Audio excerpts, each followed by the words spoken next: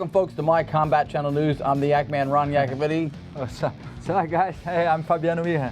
And he's listening to something a little bit more entertaining than me. That's not that hard. Our show tonight is going to focus on what happens at the end of one's career, especially a storied career, as well as careers budding, just getting started, and how that's going to go down for a lot of the new and future athletes of mixed martial arts. We start first with a very important topic. It's a small group, an elite community, just getting off the ground. Of course, I'm talking about the UFC Hall of Fame, whereas in recent time, Paul Heyman, one of the manager characters from the WWE, has spoken out about what is apparently controversial, Brock Lesnar being admitted into the UFC Hall of Fame, even with a very small record in MMA, but a UFC heavyweight title nonetheless. I agree with him on that. I don't think he deserves to be there. I think we miss up some guys, and that's what we're going to talk about. That's what we're going to bring up. It's so many other fighters that fought so many times in UFC and did not have been there. So why that you're going to bring these guys just because he's Dana favor into the Hall of Fame? Pretty much that's the only reason why. Right. Well, again, Paul Heyman is a WWE guy, and he's adamant that Brock Lesnar deserves to be in the Hall of Fame because he didn't fight or like 10 ranked, 9th ranked, 8th ranked guys to get to the title. He went right to Frank Mir, former champion. He fought Randy Couture, former champion, Hall of Famer. So he thinks that earns him a spot in the Hall of Fame. I'm not too sure, especially when you consider folks who should be and aren't in, such as the legend Frank Shamrock, the first pound-for-pound king and the first middleweight champion when they had divisions starting in the UFC. How is Frank Shamrock not in? I don't know why. I don't know why Frank is not in. I also don't know why Mark Kerr is not in. And again, I bring it up one very interesting story for you. Who signed a contract with UFC to fight Frank Shamrock? And UFC was supposed to be UFC 20. You got me. Guess. Fabiano Iha. You're so right. You were going to fight him. I was supposed to fight him. I have signed contract, and then they pulled that out because the difference between my weight and his weight was too big. He was 204. I was 165. But I did sign that contract, and I proved that I was ready to go. Anyway, have a better chance. I fought later against Laverne Clark, and that was better for me. It was my decision. I don't think I was going to do very well against Frank. The weight division was, the difference in the weight was too big. And again, the first pound-for-pound But king. back into the Hall of Fame, I think he deserved to be there. Yeah. It's politics, and it's his beef with Dana White and the UFC that is, in most people's opinions, kept him out. But you can't have, and Frank says himself that the institution itself is not credible if, in fact, there is no Frank Shamrock in that Hall of Fame. He just said, if I'm in it, it's credible. Otherwise, how could it not be? I'm the first champion ever, set 2 world records, been pioneering the sport since before there were even weight classes or gloves. And so it said it looks to him like the whole Hall of Fame thing is really, up to Dana's, jock and whoever gets to go in. So, and guess what? Hopefully that changes. More people getting hurt. More fighters getting hurt. More fighters is out of the UFC card. And we talk about? Yeah, it's been happening again all the time. A lot of fighters in recent time. Rampage, Jose Aldo, now another addition to the list. The janitor, Vladimir Medishenko, with a torn Achilles tendon. See, I'm nervous to even say it. That's okay. Out of the fight, can't fight now. Not a main card bout, but still a main event worthy guy, a known guy, and a name that people would expect and want to see. Injury takes him out. Some of these injuries happen in training. Some of these injuries happen, like with Jose Aldo, for example. He had a motorcycle accident, almost took him out. Then he hurt his foot. And also, Vladimir is not as young as everybody else. Yep. So when you get older, the chance you get hurt is way bigger. And sometimes I go to sleep 100% and wake up hurt. That's how bad that is. So or either stay young forever or you be careful. Yeah, there you go. Let's go with be careful. Yeah. Now, you talk about staying young. Now, on one hand, you have the Medishenkos who are getting injured, getting knocked off the cards because of that stuff. On the other side of the coin, you have some of the younger upstart fighters from some of the newer promotions recently now going from MTV2 to Spike. Bellator. President Bjorn Rebney now goes to Spike TV. If you're wondering why they haven't been on Spike TV to this point, again, the UFC dotting their I's, crossing their T's. Non-compete clause, no other MMA promotion allowed to appear until 2013, but that's when they're coming, and they think big things, big exposure for their fighters. And if you don't know that organization, you should take a time and take a look. It's a very organized organization, very good fights, very good cards, and they're growing very fast. And I heard that rumors, the owners say that he's not gonna get buyout by UFC. Not gonna get buyout UFC? That's what he said. He says like, I'm not selling for UFC, I'm gonna keep it. What do you think about, Dana will always say the UFC has the best fighters, right? And then they'll get fighters from those other promotions when they fold. But when something like this happens, Hector Lombard in Bellator mowing people over, gets to the UFC, takes Tim Boetsch in his first fight, and that was the most unlike his highlight reel he has ever looked.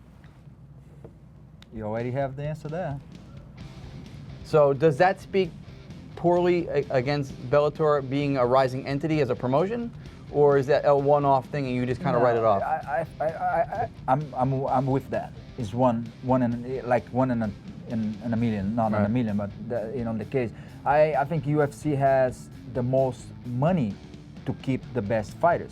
Right. There's no doubt about that. And then, of course, if you fight on this, that's the way. The reason why you fight is to make money. So you're getting to the point that this organization has, you have like what else, 3 or 5 fights deal with the organization, and in the contract, of course, you're going to shop around and see who's paying, more. Right. And that's natural. That's okay. You wonder how much the money's going to make a difference going forward. Bellator also bought out by Viacom. A lot of money behind Viacom, so that promotion is going to be well funded. But again, we've talked before, so was Pro Elite and Elite XC when I was there, and that's not here anymore either. So one thing to start out with a nest egg is another thing to sustain it as a business. We'll see if they can do it.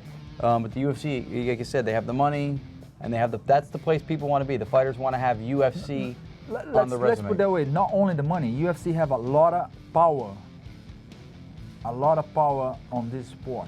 Right.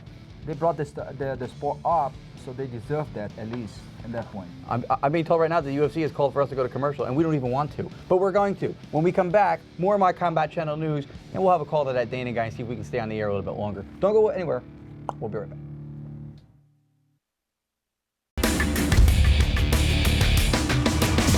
Welcome back, folks, once again to My Combat News. We are joined by a very special guest in studio, someone I got some history with, no beef, but a lot of history. Winner of the Ultimate Fighter Season 13. You know him as El Cucuy, Tony Ferguson. Tony, thanks very much. Hey, thanks very much for having me, Matt.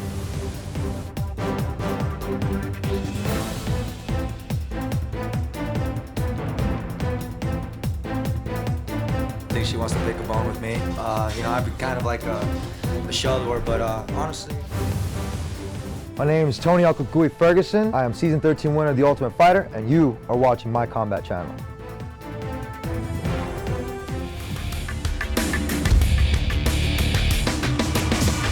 How far back into your MMA career do you remember, as far as like what got you into it? And you come from a wrestling background, you come from a football background. How did you end up in a cage? It goes back into like competing in sports. Since I was about 6 years old, I played football, baseball, and wrestling. All things, my parents told me, we're just gonna keep you busy. If you're not doing this, you're gonna be studying a whole lot more and, doing extracurricular with the school. So, it kept me out of trouble and, just kept competing and just set my goals high and just kept going with it, But MMA, I watched it probably about 1992, 93.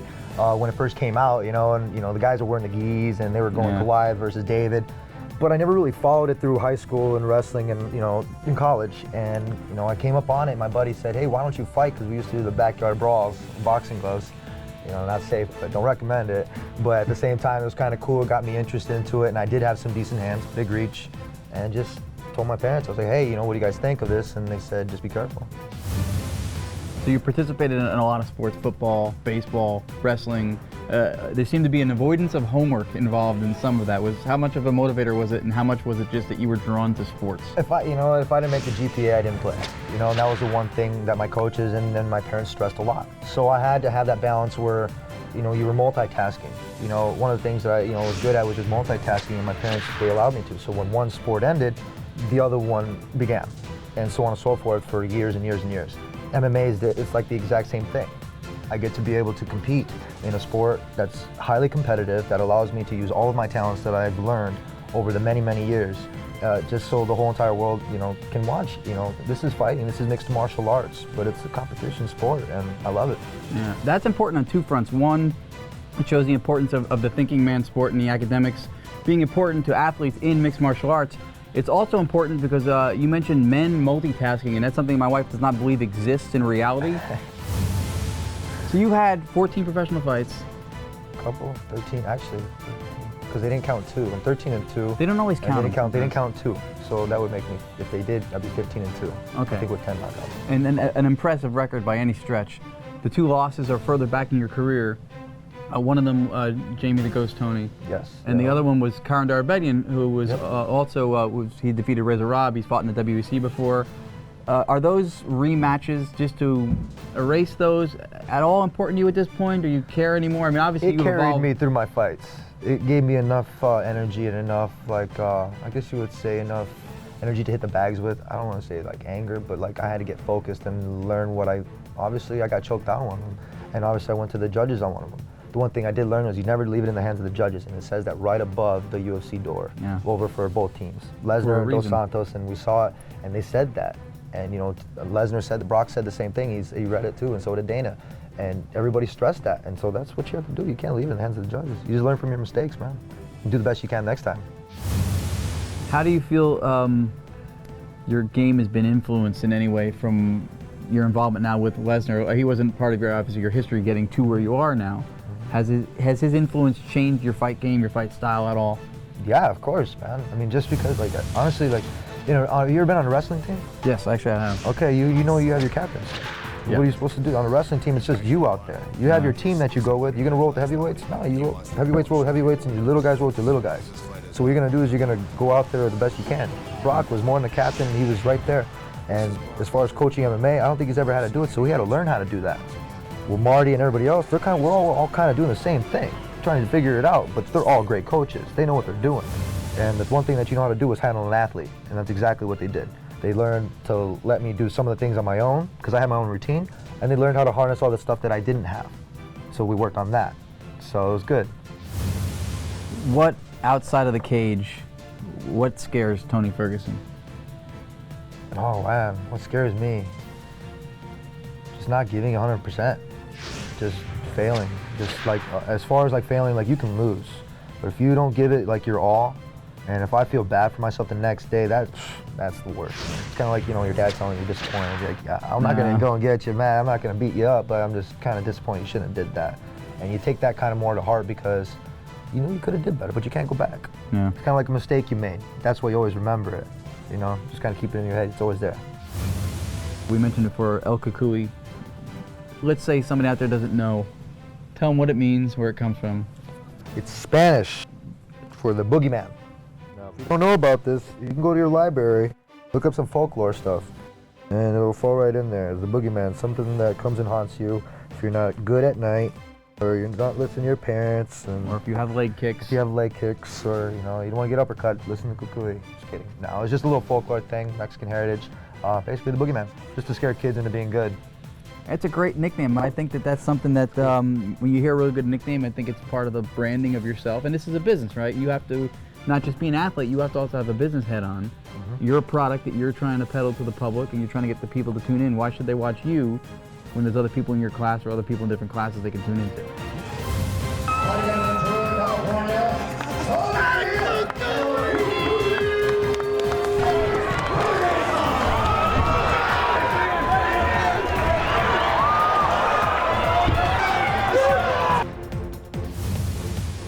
We appreciate you letting us take part of the ride with you. Thank you very much. It's great to see it. Mr. T. Ferg himself, El Cucuy, Tony Ferguson, winner of the Ultimate Fighter Season 13 here on My Combat News. Stay with us. More show coming up. Thanks again.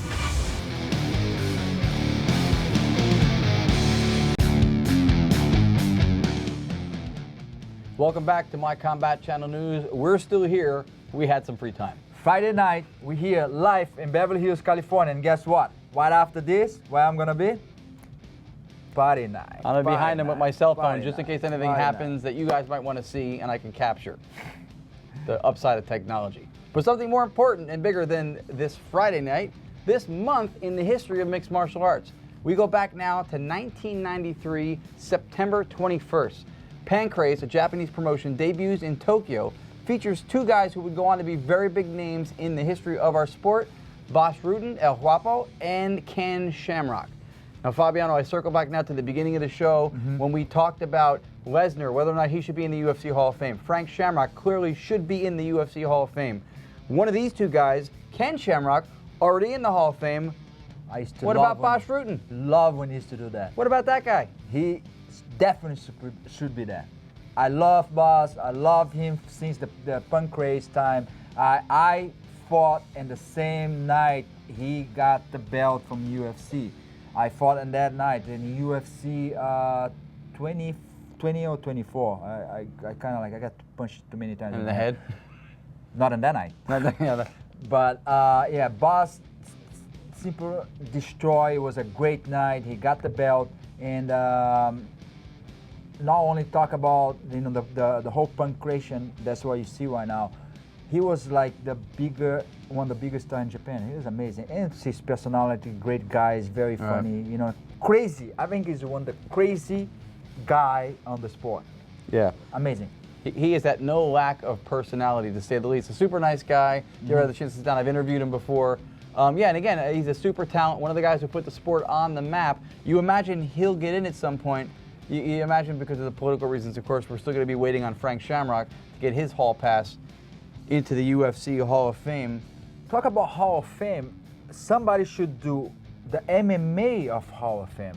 Not just the UFC. Forget about UFC Hall of Fame. Let they do their own little thing that I respect. They do that. Of course, they have the organization. They should do that. But why not somebody come out with the MMA Hall of Fame? You know why? Because I could be that. I like to put my hands on. Would it hold up though? You remember when they came out with the world title belt? That was I can't remember the name of the organization now, so I'm drawing a blank. It was the governing body that was to unite all the promotions. Fedor had the belt for the heavyweight division. But that, you know why? Everybody did not recognize that organization. Because UFC didn't want to be a part of that. Right. Back in the days. Right. I do remember that. But anyway. Do you know something that the UFC would want to be a part of? And anybody watching didn't want to be a part of? You want to tell them? Because I want to be a part of that too. They're still there. We got the MMA top 10 heavyweight division. So that's the last time this week, at least, that you're gonna see Carissa. Bring it up. Hi, my name is Carissa Aguirre, and you're watching the top 10 heavyweights. At number 10, Antonio Bigfoot Silva.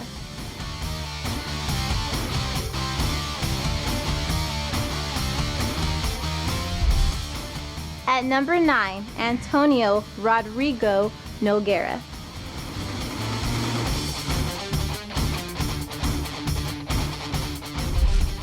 At number 8, Josh Barnett.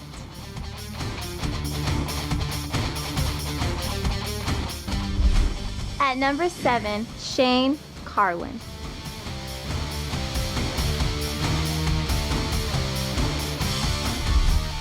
At number 6, Frank Mir.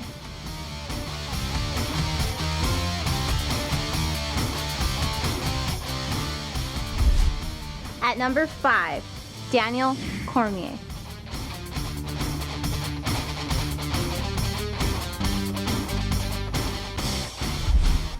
At number 4, Fabricio Verdum.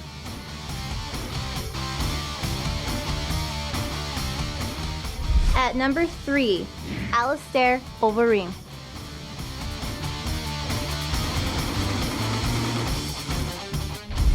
At number 2, Cain Velasquez.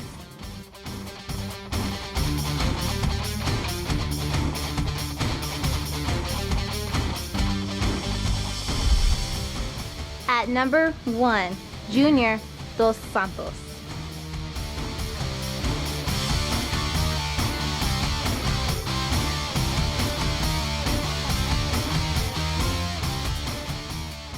Hi, my name's Carissa, and you just watched the top 10 heavyweights.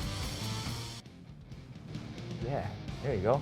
Turn around. Why did it never turn around? I don't know. Huh? We weren't gonna post I got that one. I got that one. There we go. Did you get it? Oh yeah. I'm gonna post this on Facebook. So go to My Combat Channel Facebook for more exclusive shots, exclusive videos, the stuff that you cannot see on broadcasting. Sorry about that. Yeah, I'm a little shaken by that picture too. Oh my God, see that? But tag me in that. Yes, he tagged me in that, please. We'll see that later. That was good. All right, so the heavyweight division. Let's get on to something we can get focused again. Heavyweight division in MMA changes hands a lot. Velasquez, Dos Santos. Before that, Lesnar. Where does it stop? And does that happen for a while, for a few defenses, when Alistair Overeem is back into the mix? I can't wait to have that happen. You know, that's a tough guy right there. And as long as he can stay away from the the little product that he's been taking, and he come in back in clean, I think he's gonna do well. Right, performance enhancement drugs sidelined Alistair Overeem's career in the UFC for a period of time.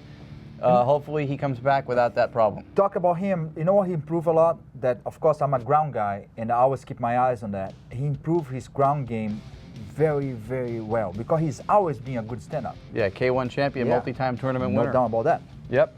So that'll do it for tonight's episode of My Combat Channel News. We're here tomorrow. We hope you are too. Thanks for joining us. A new girl doing the top 10 next time you see us. And if you miss it, we got recap the whole week. Tomorrow is Saturday, so you can see the recap the whole week. That's what we're gonna do. And next week, a new girl. All we're gonna do. You people have gotten enough from us. Good night.